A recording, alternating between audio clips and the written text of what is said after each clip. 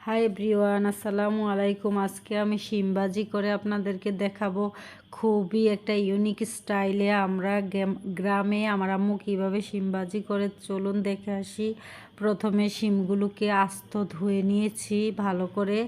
তারপরে শিমের যে থাকে, ছাল থাকে উপরে ও নিচে, এই ছালগুলো ভালো করে একটু দা দিয়ে ছুলে নিব।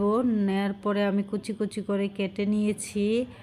এই যে দেখুন, তারপরে কড়াইয়ে ভালো করে তেল দিয়ে দিচ্ছি একটু বেশি করে, কারণ ভাজিতে বেশি পরিমাণে তেল ও পেঁয়াজ রসুন লাগে, তাহলে ভাজিটা মজা হয়।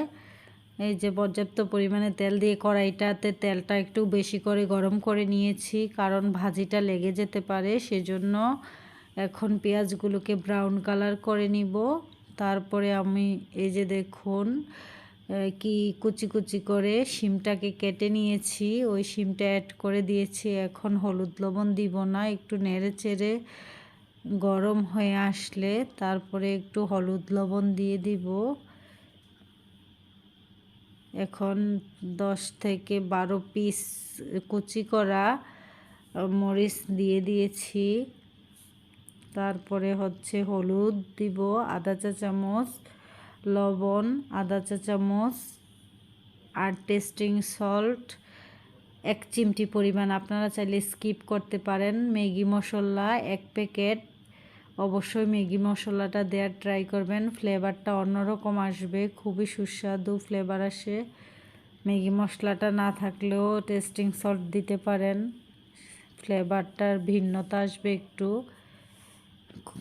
ভাজিটা একেবারেই স্বাস্থ্যসম্মত, বাচ্চারাও পছন্দ করবে, নিজেদেরকেও খেতে অনেক ভালো লাগবে ভাতের সাথে। শীতকালীন সবজি হিসেবে আমরা সিমটা এত খেতে পছন্দ করি না, কিন্তু সিমটা অনেক সুস্বাদু, এরকম করে ভাজি করলে খুবই মজাদার।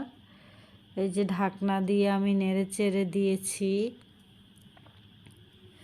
ভাজিটা হয়ে গেছে, এমন টাইমে আমি ম্যাগি মশলাটাকে অ্যাড করে দিয়েছি এবং ধনিয়া পাতা অ্যাড করে দিব। এখন একটু নাড়াচাড়া করে উঠিয়ে নিব। অলরেডি আমার শিমটা হয়ে গেছে, আমি দেখেছি শিমটা সিদ্ধ হয়ে গেছে। এই যে দেখুন, ইয়াম্মি একটা ভাজি ছিল। আপনারা অবশ্যই বাসায় ট্রাই করবেন এবং যারা নতুন আমার চ্যানেলটাকে সাবস্ক্রাইব করবেন, আমার পাশে থাকবেন এবং বেল আইকনে প্রেস করে রাখবেন নতুন নতুন ভিডিও দেখার জন্য।